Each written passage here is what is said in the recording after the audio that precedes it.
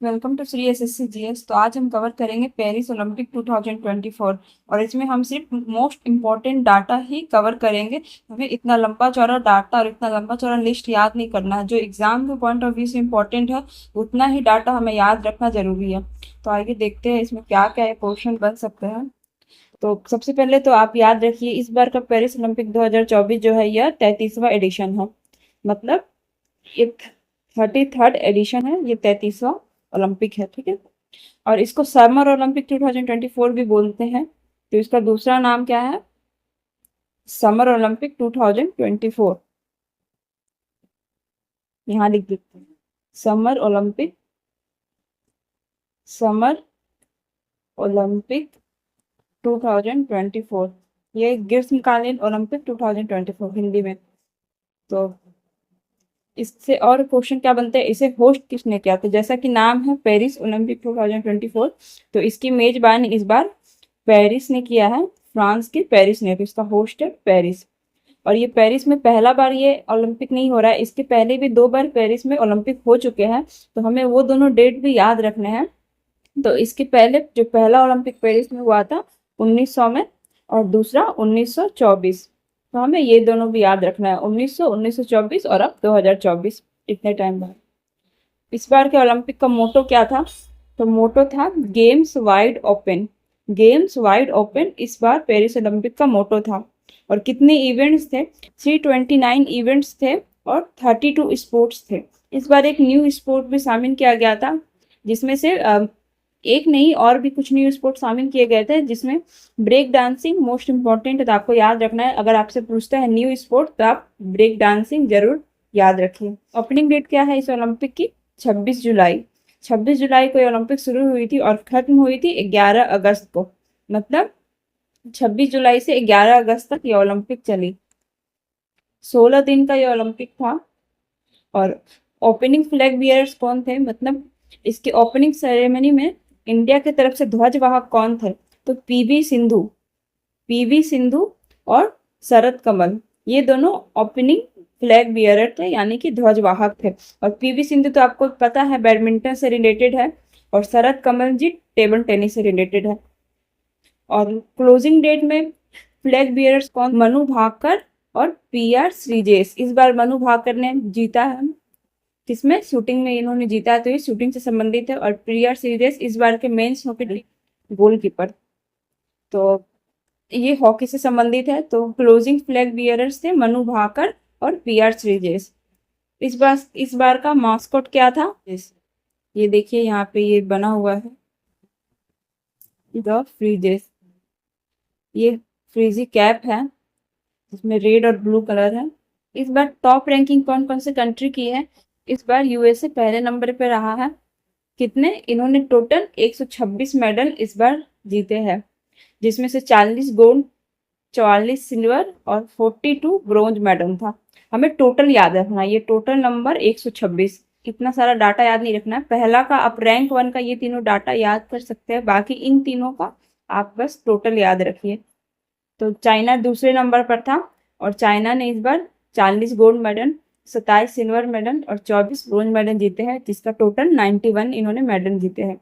Japan तीसरे number पे रहा है। तो जापान ने 20 गोल्ड मेडल, 12 सिल्वर मेडल और 13 ब्रोंज मेडल, यानी कि 45 टोटल मेडल जीते हैं।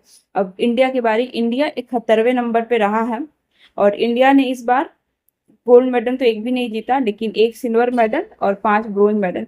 इसके पहले इसके पिछले ओलंपिक में इंडिया ने 7 मेडल जीते थे, जिसमें से 2 गोल्ड थे, लेकिन इस बार एक भी गोल्ड हमारे पास नहीं आया है। खैर, तो आप टोटल याद रखिए। जैसे पहले नंबर पे था यूएसए, जिसने टोटल 126 मेडल जीते हैं। दूसरे नंबर पे चाइना, जिसने 91 मेडल जीते हैं। और तीसरे नंबर पे जापान, जिसने 45 मेडल जीते हैं। और इंडिया 71वें नंबर पे रहा है 6 मेडल के साथ।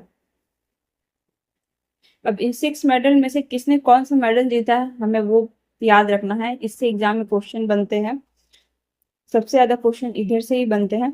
सबसे पहले जो मेडल आया था वो था इंडिया के हाथ ब्रॉन्ज मेडल, जो कि मनु भाकर ने जीता था।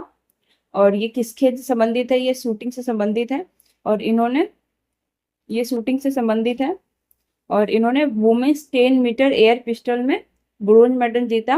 और इसी के साथ ये बनती है first ever Indian women to win in shooting. पहली भारतीय महिला शूटिंग में जीतने वाली पहली भारतीय महिला ही बनती है।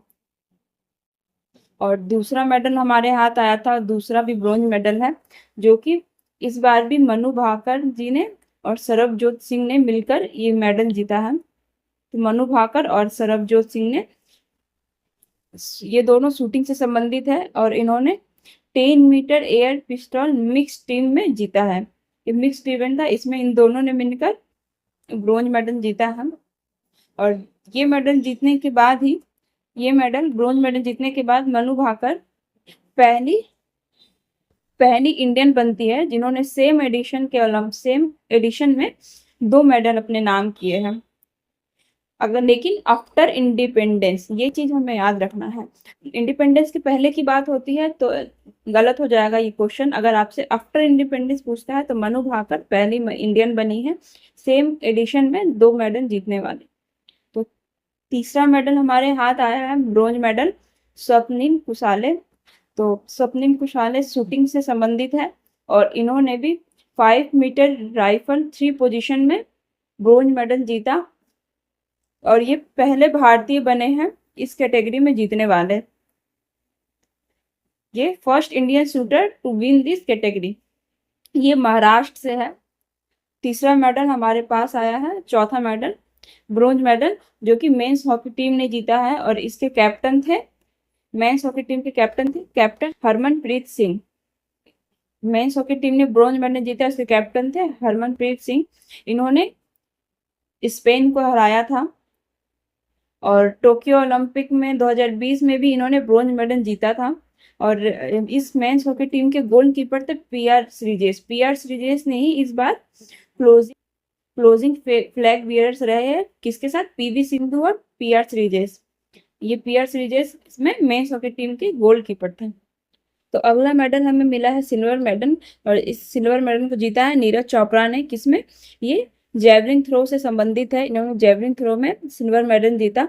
89.45 मीटर इन्होंने कवर किया है और इस बार इन्होंने सिल्वर मेडल जीता है, लेकिन पिछले बार इन्होंने गोल्ड मेडल जीता था। इस बार गोल्ड मेडल पाकिस्तान के अरशद नदीम ने अपने नाम किया है। इन्होंने 92.97 मीटर कवर किया। तो पाकिस्तान के अरशद नदीम ने इस बार गोल्ड मेडल अपने नाम कर लिया और इसी के साथ पाकिस्तान का ये पहला गोल्ड मेडल है ओलंपिक में, ये भी हमें ध्यान देना। और ग्रेनाडा के एंडरसन पीटर ने इस बार ब्रोंज मेडल जीता है। इन्होंने 88.54 मीटर कवर किया। तो नीरज चोपड़ा ने 89.45 मीटर कवर किया और इन्होंने सिल्वर मेडल जीता, किसमें, जेवलिन थ्रो में। नेक्स्ट मेडल जीता है अमन सहरावत ने ब्रोंज मेडल, किसमें, रेसलिंग में मेंस फ्री स्टाइल 57 केजी में इन्होंने ब्रोंज मेडल जीता है और इनकी एज थी 21 ईयर 24 डेज। तो इसी के साथ अमन बनते हैं the youngest Indian in Olympic. इस बार के the youngest youth ever in Olympic Aman Sehrawat बनते हैं। इसके पहले पीवी सिंधु थी जिनकी उम्र थी 21 साल 1 महीने 14 दिन, लेकिन ये उनसे भी कम उम्र के हैं, 21 साल 24 दिन।